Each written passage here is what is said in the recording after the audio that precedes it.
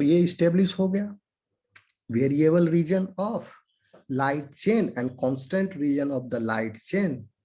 These gene segments are on the same chromosome, and that in non-B cells, जो जिसमें gene arrangement नहीं हुआ है, रीअरेंजमेंट नहीं हुआ है, ओके, नॉन बी सेल्स जो है उसमें जो है वेरिएबल और कांस्टेंट रीजन के सेगमेंट जो है बहुत ही दूर में है, are separated by long non coding DNA sequence.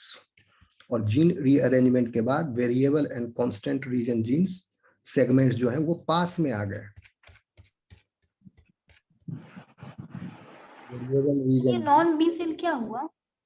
Non B cell वो सारे सेल्स, क्योंकि बी सेल में ही जीन रीअरेंजमेंट हो रहा है, रिकॉम्बिनेशन हो रहा है, ओके।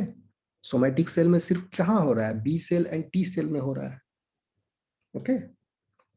इसीलिए सेल्स, तो अदर सेल्स जो भी है बॉडी में उस सब में जीन जो है लाइट चेन हैवी चेन का किस स्टेट में है, जो एम्ब्रॉयनिक स्टेज में था वही स्टेट में है। कोई जीन अरेंजमेंट नहीं हुआ, उसमें कोई जरूरत नहीं थी, जीन अरेंजमेंट की जरूरत थी सिर्फ बी में, वो भी तब हुआ जब बी मैच्योर हुआ, उसके बाद एक्टिवेट, सॉरी वो भी तब हुआ जब बी सेल डेवलप हुआ, B during B cell development, सिर्फ बी सेल डेवलपमेंट में और टी सेल डेवलपमेंट में जीन रीअरेंजमेंट हो रहा है और किसी सोमैटिक सेल में नहीं हो रहा है, ओके। इसलिए लिखा नॉन बी सेल। तो जो नॉन बी सेल है उसमें जीन अरेंजमेंट नहीं हुआ है, इसलिए दोनों सेगमेंट वेरिएबल और constant region of the light chain are separated by long non coding DNA sequence, long non coding sequence. आगे बढ़े।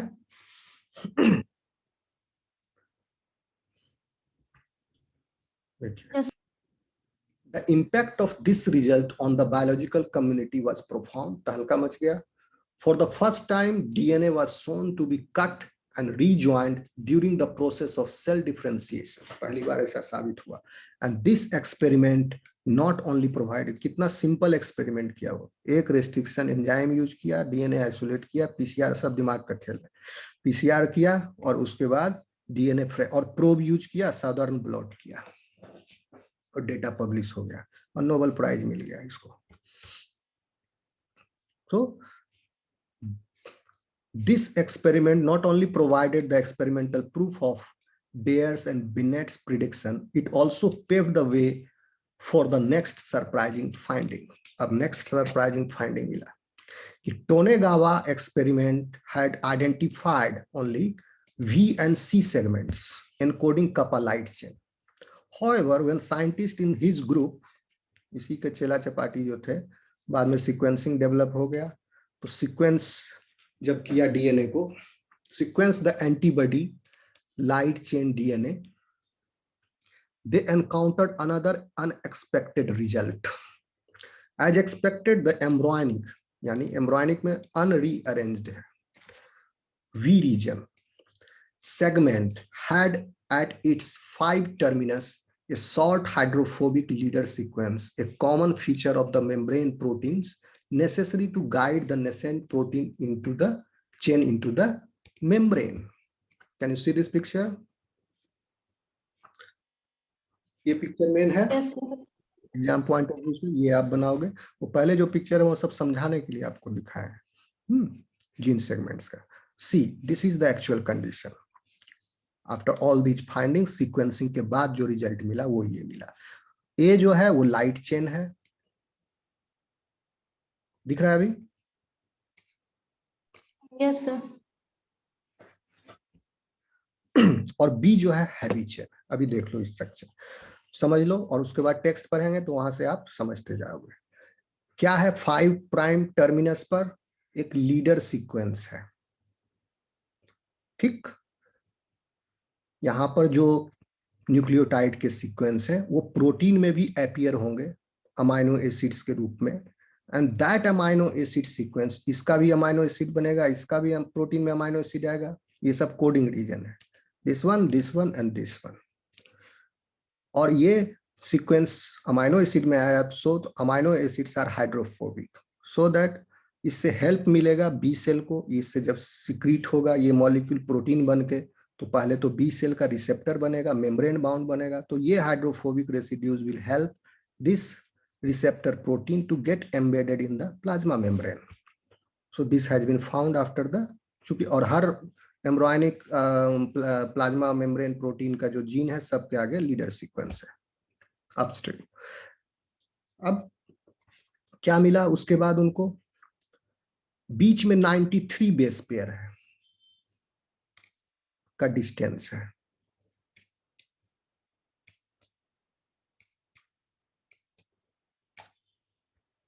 ठीक, उसके बाद भी रीजन है, वेरिएबल रीजन. वेरिएबल रीजन का भी सेगमेंट का जीन है. उसके बाद वेरिएबल रीजन के जे सेगमेंट का जीन है.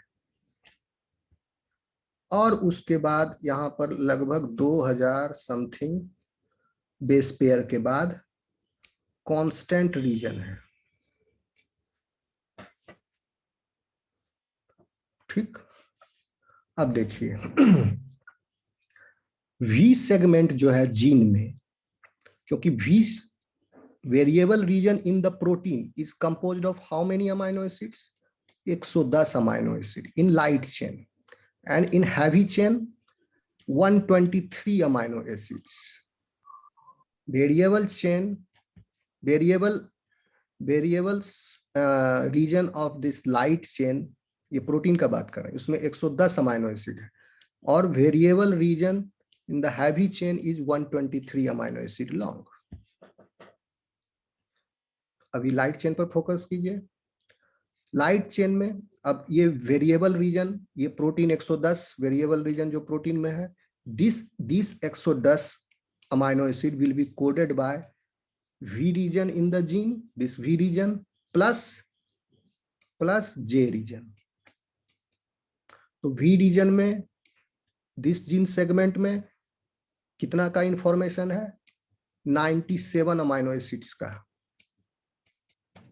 यानी यहां न्यूक्लियोटाइड का लेंथ कितना हो गया, 97 मल्टीप्लाइड बाय 3 कितना होगा, जल्दी बताइए.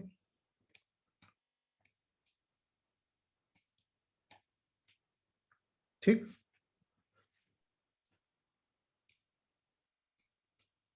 दो सौ 91 होगा ना, गलत है क्या? यस.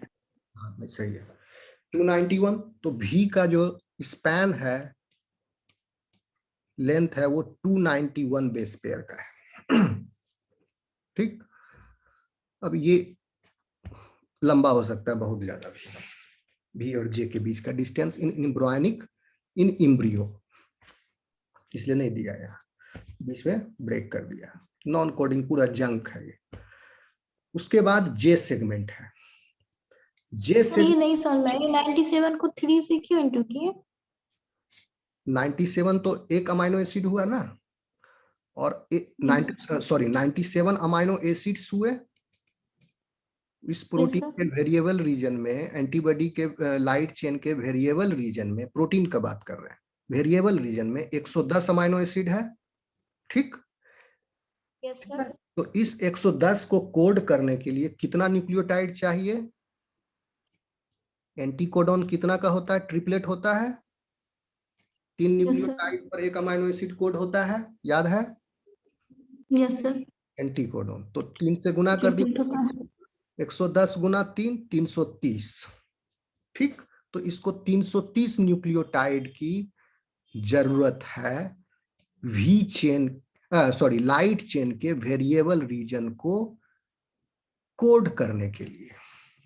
ये 330 न्यूक्लियोटाइड में सारा इंफॉर्मेशन है. अब ये 330 न्यूक्लियोटाइड कहां कहां पर है, 330 न्यूक्लियोटाइड में 291 बेस पेयर जो है वो यहां पर है भी में, और भी जो है 97 अमाइनो एसिड्स को कोड करता है. तो 97 को 3 से गुना कर दो, you will obtain this figure. Yes sir. ठीक है, और बीच में एक फिर लंबा स्ट्रेच है, और उसके बाद जे सेगमेंट है. अब 97 घटा दो 110 में कितना बच गया,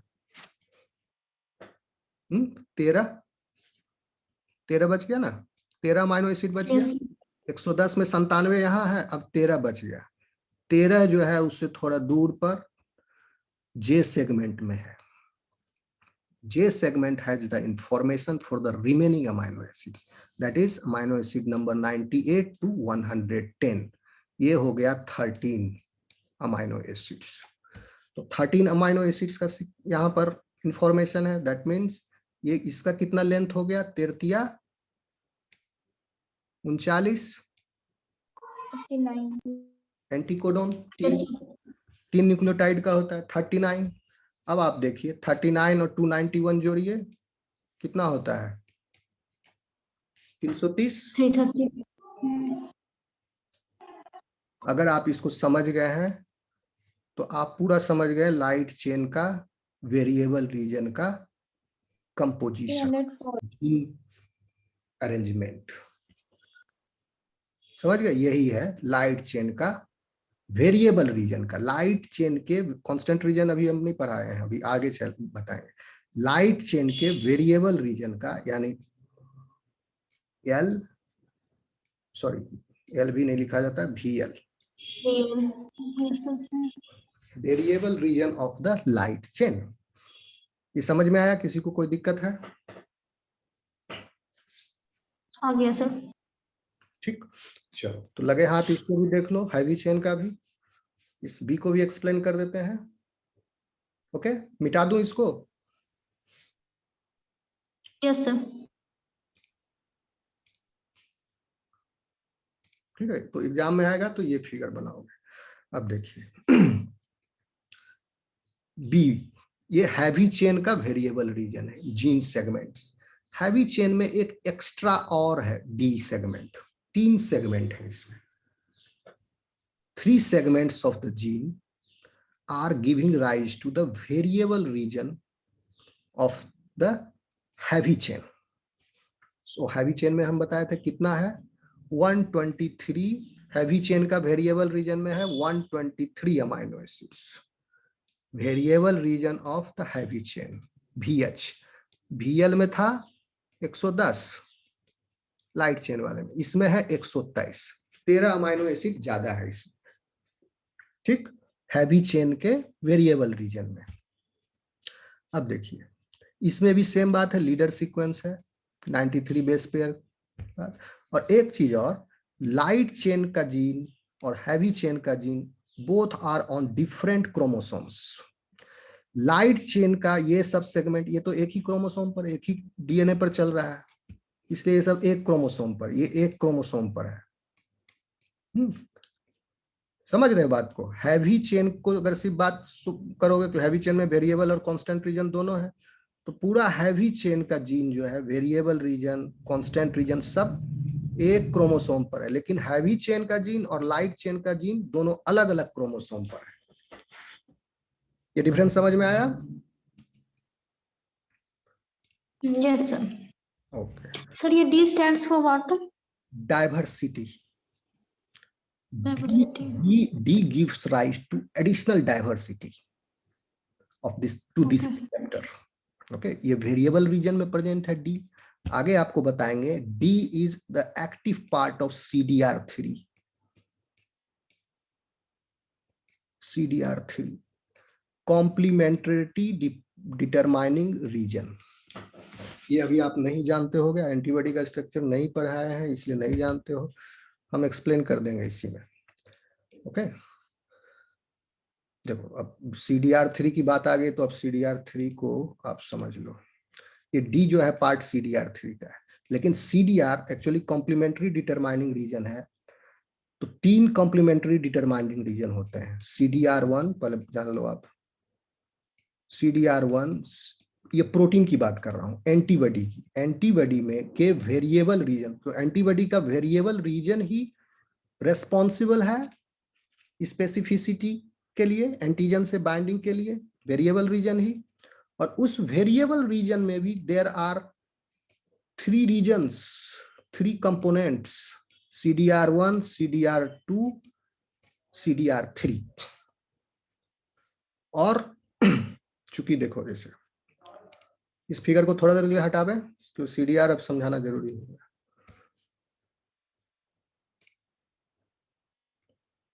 कहाँ गया क्लियर? ओके, एक फिगर है मेरे पास, अच्छा इससे समझो, नहीं इसमें क्लियर नहीं होगा। सी, हाँ ये पिक्चर दिख रहा है, पिक्चर दिख रहा है आपको? Yes sir. ये भी एंटीबॉडी का ही स्ट्रक्चर का फोटो है और ये भी एंटीबॉडी का स्ट्रक्चर का फोटो है, ठीक है। लेकिन इसमें आपको सीडीआर समझ में नहीं आ रहा होगा। सीडीआर, तीनों सीडीआर जो है वो वेरिएबल रीजन में है। लाइट चेन के वेरिएबल रीजन में 3 सीडीआर है और हैवी चेन के वेरिएबल रीजन में भी 3 सीडीआर है। फिर यहाँ 3 सीडीआर, यहाँ 3 सीडीआर, टोटल 12 सीडीआर है। और 3 सीडीआर यहाँ, 3 सीडीआर यहाँ, दोनों मिला के 6 सीडीआर है। और एक सीडीआर, ये 6 सीडीआर मिल करके क्या बनाते हैं? पैराटोप। पैराटोप एक है, होता है epitope. Epitope is present on antigen, ठीक है, और paratope is present on antibody. So ये 6 सीडीआर मिलके पैराटोप बनाते हैं। और and this is also called as antigen binding site. Antigen binding site, variable region of this light chain and variable region of this heavy chain, दोनों मिल करके एक site बनाते हैं जिससे एक एंटीजन आके बाइंड करेगा। IgG can bind with the 2 antigens. It has 2 paratope. Okay.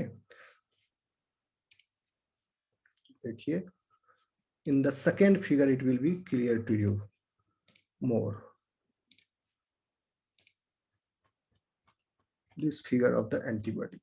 ये मुझे बहुत अच्छा फिगर लगा, एकदम सब एक्सप्लेन किया हुआ है, ये मैंने कॉपी कर लिया। ये फिगर दिख रहा है आपको?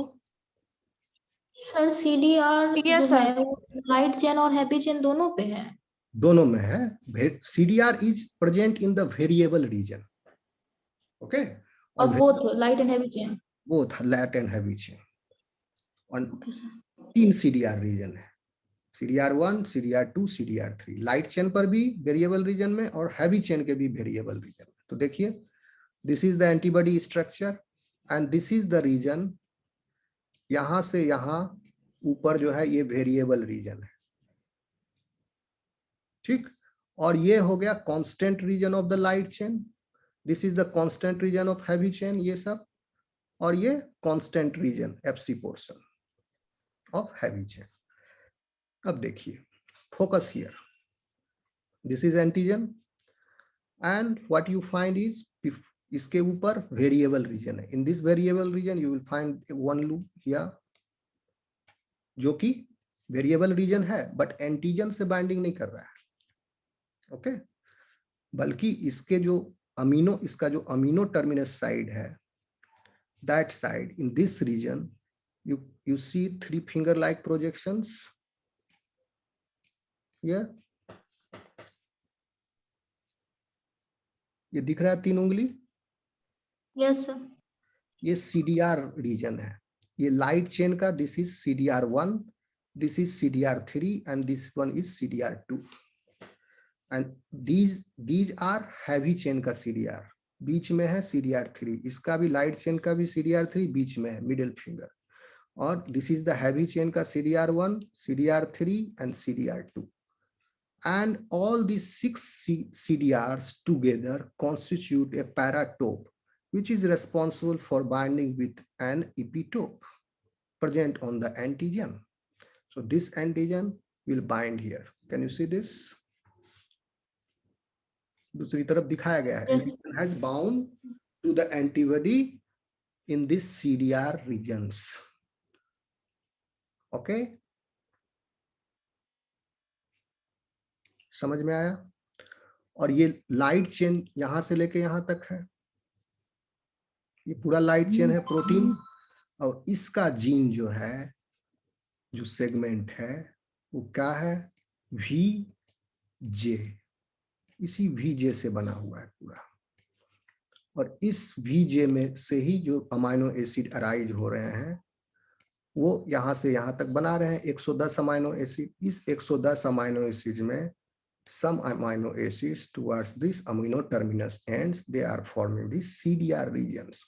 NAMI a complementary determining region. There is a complementarity between antigen and antibody. Okay, so that's why the name is. आगे बढ़े. सर इसमें जे रीजन क्यों नहीं शो होता है? कौन सा? जे रीजन. जे रीजन, जे तो डीएनए में ना है बाबू, ये प्रोटीन, इसलिए हम हर बार स्टेटमेंट में कह रहे हैं कि protein level and then gene level, this is the product of the gene.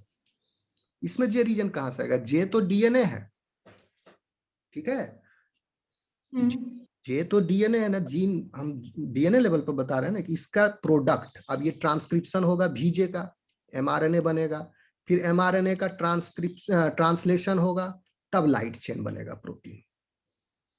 तो that is the light chain. इसका ट्रांसक्रिप्शन फिर ट्रांसलेशन होने के बाद, ठीक है. जे रीजन कहां से दिखेगा? जे तो डीएनए में है, लेकिन जे रीजन और भी रीजन दोनों को मिला के जो इंफॉर्मेशन है, इसमें जो कंटेंट इंफॉर्मेशन है, that was transcribed then translated into protein, and this protein is like this. Okay, so VJ region is having the information for the variable region. तो ये variable region का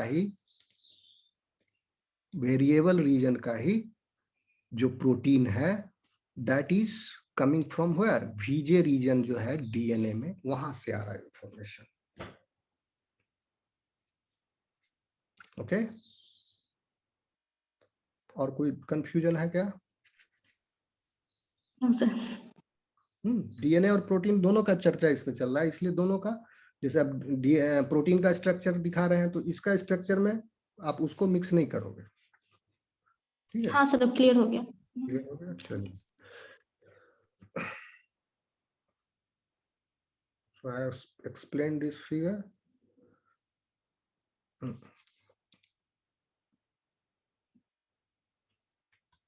अब आइए यहाँ पर, यहाँ से आए थे वहां CDR रीजन का पार्ट है. अब CDR 1, 2, 3 वो आ रहा है V और J रीजन दोनों से बन रहा है. किसमें? लाइट चेन में. और हैवी चेन में भी CDR 1, 2, 3 जो बन रहा है वो V, D, J तीनों से मिलके बन रहा है. लेकिन CDR 3 पर्टिकुलरली जो है उसमें पूरा का पूरा D रीजन है. This is giving additional diversity to this paratope. So this is the structure of heavy chain variable region in the gene. Leader sequence है, सेम है इसी के जैसा, और भी सेगमेंट में अमाइनो एसिड 1 से लेकर 101 तक है, क्योंकि टोटल 123 अमाइनो एसिड्स हैं हैवी चेन का वेरिएबल रीजन में, प्रोटीन में. अब ये 123 अमाइनो एसिड का जो जीन है वो कहां पर है, कहां से एनकोड हो रहा है? 123 में 101 जो है वो V रीजन में है. So that means V region का जो लंबाई है, जो साइज है, दैट इज 303 बेस पेयर. 101 से 3 को गुना करोगे. और D रीजन में है 5 अमाइनो एसिड का इंफॉर्मेशन, सिर्फ 5. और ये 5 का फिर लंबाई हो गया 5 या 15. और J सेगमेंट जो है उसमें कितना का है? 16 ही हुआ ना, नहीं 17 अमाइनो एसिड्स का. तो 17 51. ओके, यहां पर J सेगमेंट कितना लंबा था? 39 लाइट चेन में. और B कितना लंबा था? 291.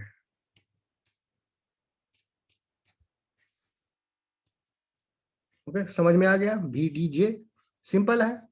हैवी चेन का वेरिएबल रीजन में V है, D है और J है, और लाइट चेन में V और J सेगमेंट से मिलके बना. दोनों रीजन जो है variable region in the protein उसको एनकोड कर रहे हैं। ये लाइट चेन का वेरिएबल रीजन को एनकोड कर रहा है, ये हैवी चेन के वेरिएबल रीजन को एनकोड कर रहा है। ओके,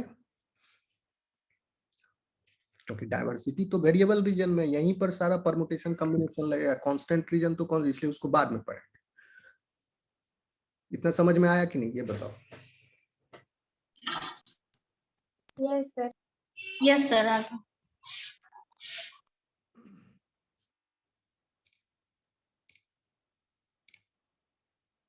ठीक है, अब पढ़ो क्या लिखा हुआ है वो हम, हाँ देखो यहाँ तक पढ़ लिए थे। 7th पॉइंट, 93 क्या क्या मिला है सीक्वेंसिंग के बाद। अब हम सब बता दिए आपको क्या मिला, फिर लिखा हुआ क्या है वो पढ़ लीजिए। सीक्वेंसिंग के बाद ये सब पता चला उनको। A 93 base pair sequence of non-coding DNA separated the leader sequence from the long stretch of DNA that encode the first 97 amino acids of the V region. यानी 93 बेस पेयर सीक्वेंस बीच में है यहाँ पर लाइट चेन में, किसके, भी reason और leader sequence के बीच में है 93 base pair sequence of non coding DNA. ये नॉन कोडिंग डीएनए है। सेपरेटेड द लीडर सीक्वेंस, ये सेपरेट कर दिया लीडर सीक्वेंस को from a long stretch of DNA. This is, they are saying this is a long stretch of DNA that encode first 97 amino acids of V region. So this long stretch is about 291 base pair. Okay, long इसके संदर्भ में कहा जा रहा है, leader sequence और जिस, हालांकि 291 बेस पेयर भी कुछ नहीं है, बहुत ही छोटा सीक्वेंस माना जाएगा, लेकिन ये इन दोनों से तो बड़ा है। ओके, बट यहां तक समझ में आया, ये लिखा समझा दिए हैं। First 97 amino acid of the we reason, 93 base pair away है लीडर सीक्वेंस से, but the light chain we reason, variable region, domain is approximately 110 amino acid long. तो बाकी का 13 अमाइनो एसिड कहां पर है, ये तो क्या नाम है, सुसुमो टोगेनावा को नहीं पता चला 13 अमाइनो एसिड्स कहां पर है। उसने तो प्रोब यूज किया था, और जो सेकेंड प्रोब था उसमें J segment was with the constant region. Okay, अब सीक्वेंसिंग करने से पता लगा, sequencing of the light chain constant region fragment, constant region fragment जो कि प्रोब से बाइंड किया था बैम H1 डाइजेशन के बाद, वो कांस्टेंट, उसको पूरे को कांस्टेंट रीजन सेगमेंट समझा जा रहा था। उसको जब सीक्वेंस किया तो then they have found this J segment.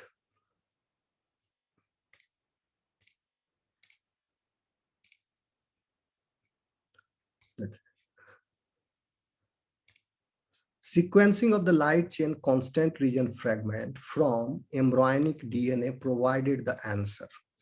Upstream from the constant region, upstream downstream समझते हो, upstream is towards 5' side and down upstream is, this is the upstream, okay, and this is the downstream. इसके बाद जैसे J का upstream V हो गया, V का downstream J हो गया, तो embryonic DNA upstream from the constant region, constant region इधर है, इससे upstream include region coding sequence, upstream from the constant region coding sequence and separated by it by a non coding DNA segment of 1250 base pair. और हम 2000 बोल दिए थे, ये 1250 है। मान लो यहाँ कांस्टेंट रीजन है and this is 1250 base pair, constant region से upstream, where the 39 base pair encoding remaining 13 amino acids of the V region. This additional light chain coding segment was named the joining or J gene segment, shown in red in figure 7.3a, this red. Okay, clear है, समझा दिए हैं। आगे बढ़ते चले जल्दी जल्दी। Yes sir. कोई प्रॉब्लम हो तो वहां रोक के पूछ लो, ठीक है, नहीं तो आगे भागते चलेंगे जल्दी। तो ये ज्वाइनिंग जे सेगमेंट हो गया। फिर further sequencing of mouse and human light chain variable and constant region genes confirmed Tonegawa's second astonishing finding. Not only are the variable and constant regions encoded in two separate segments, but the light chain variable region themselves are encoded in two separate gene segments, the V and J segments. Okay, ये पता चला कि light chain खुद ही variable region light chain का जो है वो भी वेरिएबल रीजन भी सेपरेट सेगमेंट्स में, not only the variable and constant reason, variable और कांस्टेंट रीजन का अलग अलग सेगमेंट है, वेरिएबल अलग सेगमेंट में है, कांस्टेंट रीजन अलग सेगमेंट में है। सिर्फ इतना ही नहीं, वेरिएबल रीजन खुद भी उसके अंदर भी there are different segments at the gene level. Okay, the V and J segments that are made contiguous only in antibody producing cell. Contiguous का मतलब होता है दोनों अब ज्वाइन हो गया, they have joined together, बीच से नॉन कोडिंग रीजन हट गया। V and J contiguous हो गया, उसके बाद नॉन कोडिंग है सीक्वेंस, उसके बाद कांस्टेंट रीजन है। जीन अरेंजमेंट हुआ, अब इसका ट्रांसक्रिप्शन होगा।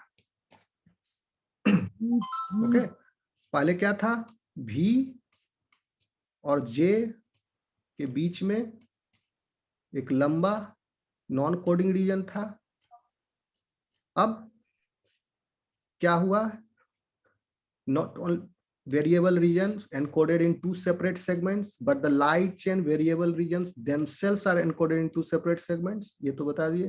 The V and J segments that made contiguous only in antibody producing cells. Germline cell, embryonic cell, hematopoietic stem cells में V and J segments are not contiguous, but in antibody producing cell, B cell, plasma cell, V and J, उसका जो gene देखे तो V and J contiguous है। See in the figure,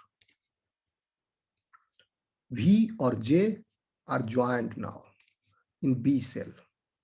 B cell में ऐसा है, J आ गया, ये बीच का रीजन जो है स्प्लाइस्ड आउट हो गया, नहीं डीएनए लेवल पर कट हो गया, रिकम्बिनेशन हुआ, J रीअरेंजमेंट हुआ, J segment has come here. Okay, लेकिन हिमेटोपोएटिक स्टेम सेल में V और J सेगमेंट कंटिग्यूअस नहीं था, बीच में नॉन कोडिंग रीजन था। Okay, you can see in this figure also, V and J are contiguous now, but this constant region is not contiguous with this variable region, but V and J are contiguous now, variable region का। Okay, germ line पर V और J segments अलग अलग थे, दूर थे, दोनों के बीच में नॉन कोडिंग रीजन्स था। क्लियर है, आगे बढ़े। Yes sir.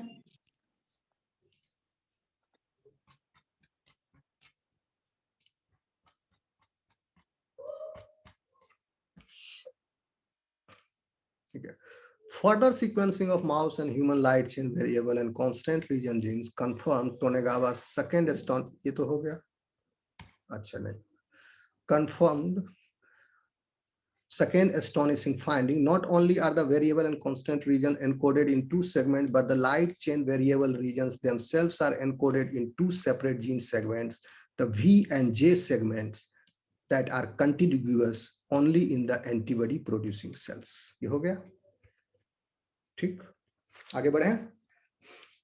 अब आप एक चीज और नोट कीजिए कि why pentameric IgM is more potent in antigen binding. See, in this you can find two paratope, IgG में दो पैराटोप है, दो एंटीजन बाइंडिंग साइट है, ये दोनों आर्म पर, IgD में भी दो एंटीजन बाइंडिंग साइट है, two antigen at the same time it can bind with two antigens, IgA dimer में क्या हो गया, 4 हो गए, और इसमें कितने एंटीजन बाइंडिंग साइट हैं, 10.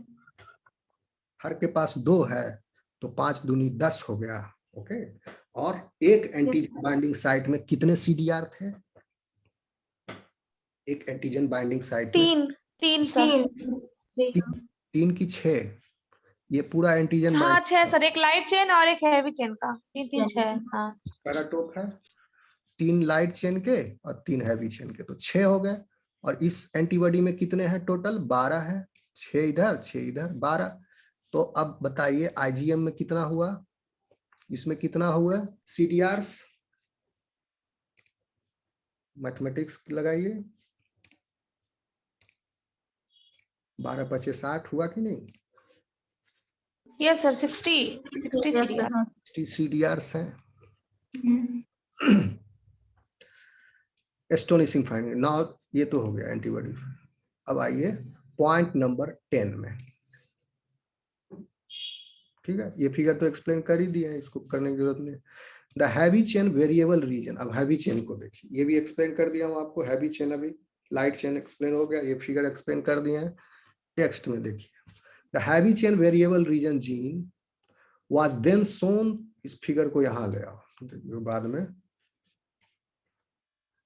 ओ इसको, ये फिगर, हाँ नहीं ठीक है,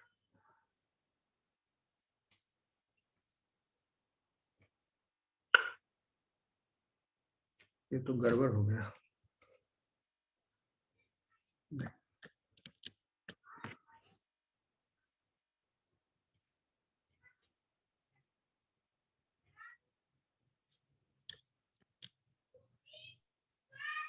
यही रहने दो, बार बार ऊपर करके देख लेंगे और क्या। समझ गए, वही रहने दी। समझ गया ना, ठीक। अब देखिए टेक्स्ट से डायरेक्ट पकड़िए, the heavy chain variable region gene was then shown to require yet third genetic segment, ये अब D की बात कर रहा है, adopting a similar strategy of cloning and sequencing IgG heavy genes, जैसे टोगेनावा ने किया पहले, उसके कलीग ने फिर बाद में सीक्वेंसिंग किया विथ सेम स्ट्रेटेजी।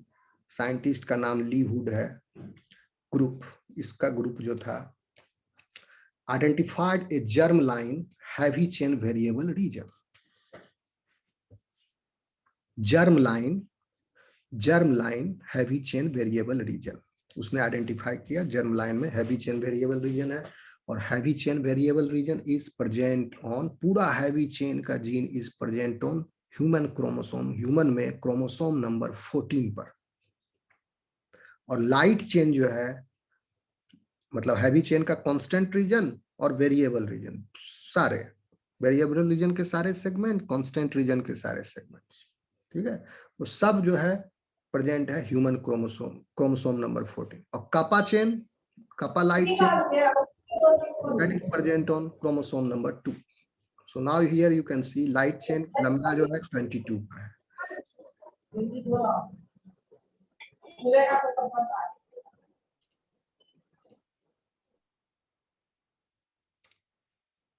ठीक है, तो लाइट चेन,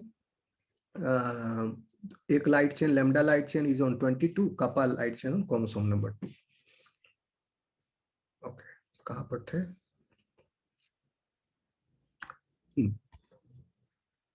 तो इन्होंने जर्म लाइन में क्रोमोसोम नंबर 22 से, 22 ही था ना, नहीं 14